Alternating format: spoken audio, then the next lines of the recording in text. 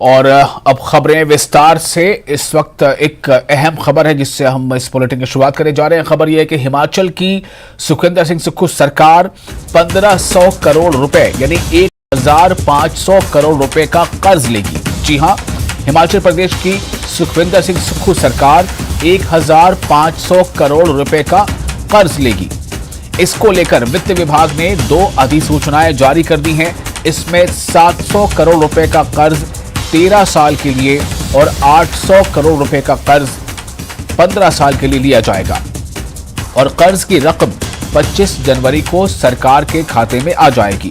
कर्ज के लिए केंद्र सरकार से अनुमति ली गई है। एक बार फिर आपको बता दें, इस वक्त की बड़ी खबर, हिमाचल प्रदेश की जो सरकार है, सुखविंदर सिंह सुक्खू सरकार ने कर्ज लेने का फैसला किया है। 1500 करोड़ रुपया कर्ज लेगी सरकार और इसे लेकर वित्त विभाग ने 2 अधिसूचनाएं जारी कर दी हैं।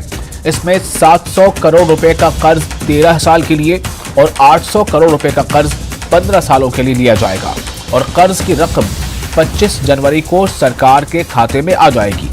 कर्ज के लिए केंद्र सरकार से अनुमति ली गई है। रणवीर सिंह हमारे साथ जुड़ चुके हैं, हमारे संवाददाता। रणवीर, किस तरह का कदम माना जाए? इस बात का इशारा तो शायद पहले ही सुखविंदर सुक्खू सरकार ने दे दिया था जब वो कह रहे थे कि हमारे जो सरकार है अभी हमारे पास 75,000 करोड़ और अगर उसमें और खर्चे मिला दें तो तकरीबन 86,000 करोड़ का कर्ज है। तो ऐसे में एक तरफ तो पहले से कर्ज है और सरकार को अपने तमाम कार्यों, घोषणाओं और जो नए स्कीम है उसके लिए पैसे भी चाहिए। तो इसे कैसा माना जाए, ये 1500 रुपए का कर्ज जो सरकार लेने जा रही है, 1500 करोड़ रुपए का?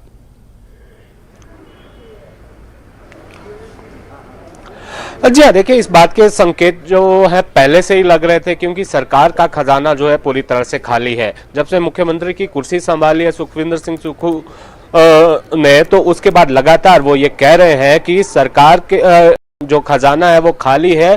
तो ऐसा नहीं है कि सिर्फ ये एक ही महीने में कर्ज लेना पड़ेगा। बार बार जब तक जो आय के संसाधन जो है बढ़ नहीं जाते हैं तब तक जो है राज्य सरकार को कर्ज लेना ही होगा।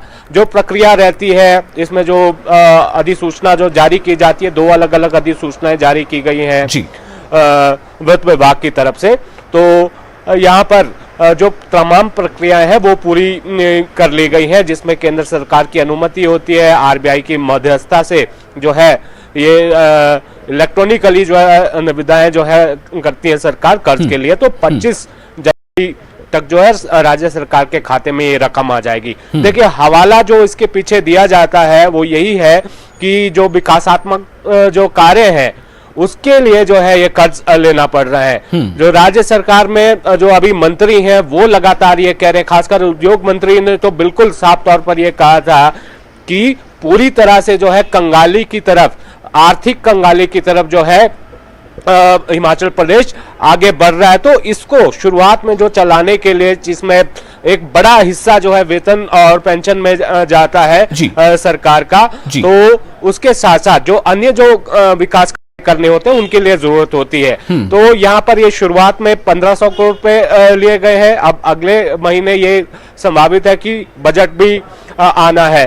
तो और कुछ शायद ये भी है कि 25 जनवरी को जब हिमाचल को पूर्ण राज्य का जो दर्जा मिला था उस दिन जो है बड़ी घोषणाओं भी जो है मुख्यमंत्री की तरफ से हो सकती है। तो यहाँ पर जो सरकारी व्यवस्था किस तरह से चलनी है, खजाना किस तरह से खाली है, उसको देखते हुए ये पहला कर्ज जो है सत्ता में आने के बाद कांग्रेस सरकार ये कर्ज लेने वाली है। जी रणवीर, एक बात तो यहाँ पर साफ है कि संकेत तो पहले थे कि सरकार को अगर शासन करना है, शासन व्यवस्था चलानी है, और खासतौर से ये सरकार जिसने ओपीएस का वादा कर रखा था, जिसने महिलाओं को 1500 रुपए पेंशन का वादा कर रखा था, जिसने 1 लाख या उससे ज्यादा नौकरियों का वादा कर रखा था, और भी कई वादे हैं। लेकिन अब सवाल ये पैदा होता है कि एक तो पहले से राज्य जो है वो कर्ज के बोझ के तले दबा है, अब सुखविंदर सिंह सुक्खू सरकार फिर से कर्ज ले रही है। तो ऐसे में क्या जो दूसरा स्टेप है जो आपने बताया कि जब तक आय का स्रोत बढ़ता नहीं है तब तक ये जो है माइनस में जाता रहेगा ये पूरा मामला, तो क्या आपको लग रहा है कि आय का स्रोत बढ़ाने के लिए भी ये सरकार संजीदा नजर आ रही है?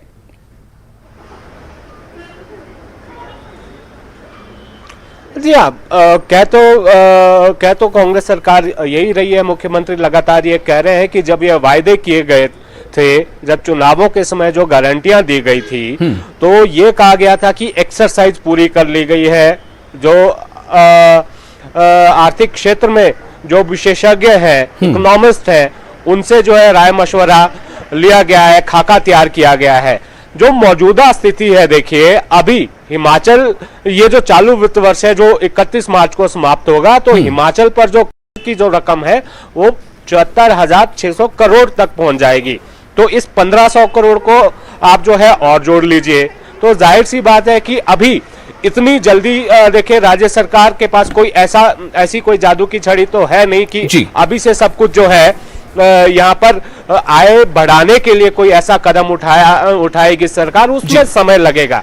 और जो वायदे कांग्रेस ने किए हैं, ओपीएस की जहां तक बात है, देखिए ओपीएस में अभी अधिसूचना जारी होने से पहले कई तरह के पचड़े हैं, और जो 1,500 रुपए महिलाओं को देने हैं उसमें भी अभी थोड़ा समय जरूर है। थोड़ा सरकार के पास है कि तब तक कुछ पैसों का इंतजाम जो है, बजट का इंतजाम जो है कर लिया जाए। केंद्र सरकार से भी मदद ली जा सकती है, ये भी एक विकल्प जो है कांग्रेस के सामने। लेकिन केंद्र से कितना मिलता है, किस रूप में मिलता है, उसका भी इंतजार यहाँ पर करना होगा।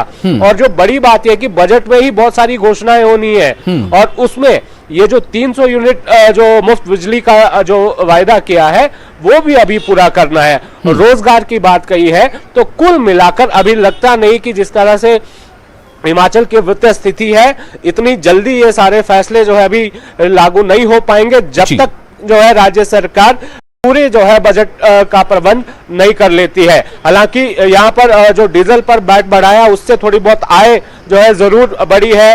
एक बड़ी जो इनकम का जो सोर्स है हिमाचल प्रदेश के पास, वो एक तो बिजली है, एक्साइज एंड टैक्सेशन से जो है काफी रेवेन्यू जो है सरकार को आता है। जहां तक ओपीएस की बात है, तो ओपीएस को लेकर तो मुख्यमंत्री ये पहले ही कह चुके हैं कि जो अतिरिक्त बोझ पड़ेगा, जो अभी स्थिति है वो 800-900 करोड़ से ज्यादा का बोझ पड़ेगा। तो यहाँ पर स्थिति काफी विकट है। देखना होगा कि अब आगे किस तरह से ये गाड़ी जो है ये आगे चलती है सरकार की, और आगे किस तरह के इंतजामात जो है किए जाते हैं। बड़े कदम उठाने की बात जो है कही है, और संकेत मुख्यमंत्री ने ये दिया है कि कुछ और कड़े फैसले जो है आने वाले समय में लिए जाएंगे। लेकिन दूसरी तरफ अगर हम देखें, पिछले कल भी जो है एक आदेश जारी हुआ है, रघुवीर सिंह वाली को भी जो है वाइस चेयरपर्सन बनाया गया है, जो टूरिज्म डेवलपमेंट बोर्ड है। तो इस तरह से अगर हम देखें, मुख्यमंत्री और उप मुख्यमंत्री को अगर हम उनको साथ जोड़कर देखें तो 9 मंत्री हैं, 6 सीपीएस हैं, और इसके अलावा जो अन्य जो जिनको नियुक्तियां दी गई, कैबिनेट रैंक जिनको दिया गया है, उसमें 19 की संख्या ये बनती है। तो यहाँ पर देखना होगा कि जिस कटौती की बात कही जा रही है, कि वो कटौती किस तरह से, खर्चे कम करने की बात जो है सुखू सरकार कर रही है, तो वो खाका किस तरह से तैयार किया जाएगा, ये आने वाले समय में देखना होगा। जी रणवीर, एक और अहम खबर इस वक्त दर्शकों को देना चाहेंगे, और खबर है कि आज दिल्ली जाएंगे deputy CM Mukesh Agnihotri. Party के आला नेताओं से मुलाकात करेंगे, केंद्रीय मंत्रियों से भी मिल सकते हैं डिप्टी सीएम। 23 जनवरी को वापस शिमला लौट आएंगे मुकेश अग्निहोत्री। तो मुकेश अग्निहोत्री जो डिप्टी सीएम है, दिल्ली दौरा होगा, और जैसी कि खबर है कि वो कांग्रेस के आला नेताओं से तो मिलेंगे ही मिलेंगे, बल्कि जो केंद्रीय मंत्री हैं, कई केंद्रीय मंत्रियों से भी मिलने का उनका कार्यक्रम हो सकता है। रणवीर हमारे साथ बने हुए हैं, उन्हीं से इस पर फिर से कुछ 1-2 सवाल कर लेते हैं। रणवीर, मुकेश अग्निहोत्री जो जब वो दिल्ली जाने वाले हैं, तो क्या माना जाए कि कहीं ना कहीं केंद्र सरकार के मंत्री, जैसा अभी आप कह रहे थे कि केंद्र सरकार से अनुमति या फिर केंद्र सरकार से भी कुछ कर्जे की बात, तो क्या इन सब के लिए भी एक कोशिश के तहत मुकेश अग्निहोत्री का दिल्ली का दौरा हो रहा है?